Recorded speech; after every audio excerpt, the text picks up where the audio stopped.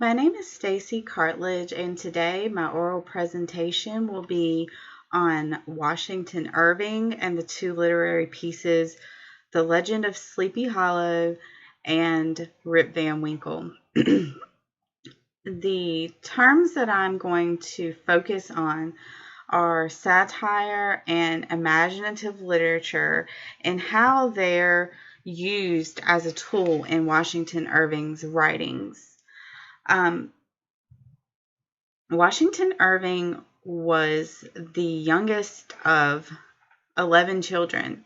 He was not a very studious person. He focused primarily on the arts and music and writing. Those were his passions. He went to law school, but writing was ultimately his passion.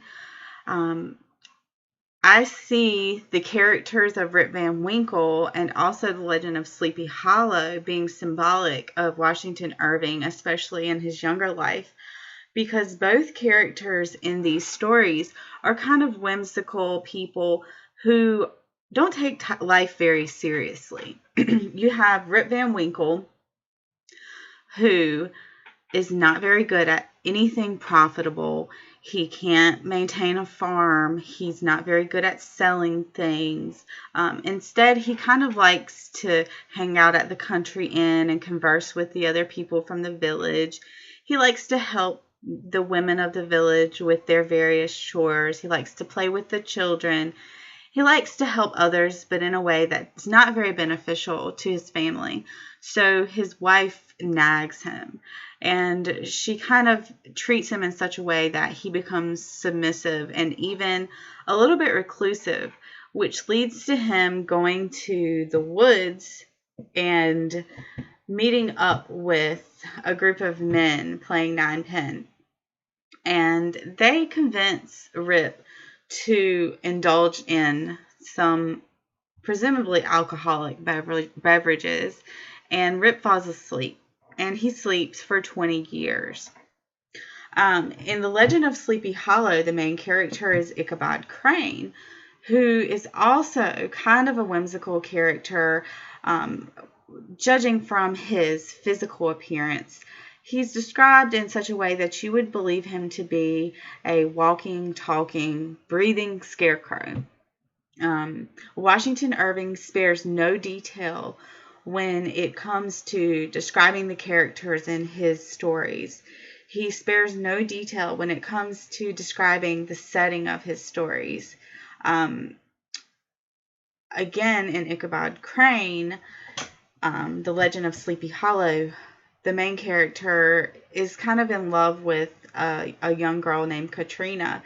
And Washington describes her in a way that calls her as plump as a partridge, and he calls her cheeks as rosy as the peaches that her father grows on his farm. He even calls her petticoat provokingly short, short enough to show the prettiest feet and ankles of the village. So you can see where Washington Irving uses a little bit of humor, a little bit of satire and sarcasm in his stories to keep you flipping the pages. Little do most people know, the narrator of this story is said to be Diedrich Knickerbocker. It was kind of a persona that Washington Irving could take on to describe the events that took place in both of these stories. He uses his words and his imagination to bring stories to life.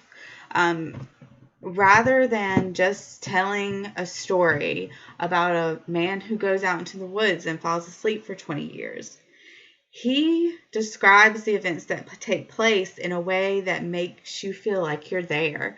You feel like you're part of the audience that's watching the events unfold in front of you. This is the same for The Legend of Sleepy Hollow. You feel like you're in Sleepy Hollow.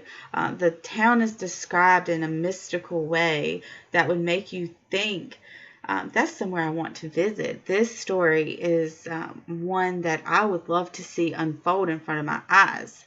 So Washington Irving does a wonderful job of making that happen through words.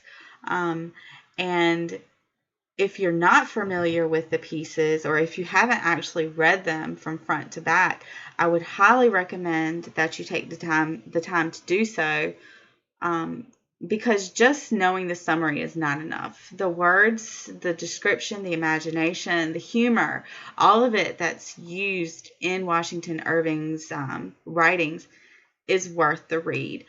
It sets your imagination on fire. It's not an article that you have to force yourself to read. It's one that you actually will not be able to put down until you reach the conclusion.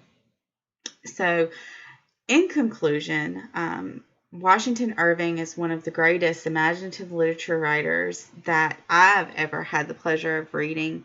And the satire, the humor, the sarcasm is all part of personality traits that I find attractive in a person, and also find very attractive in Washington Irving's writings. If you have any questions, feel free to ask. Thanks.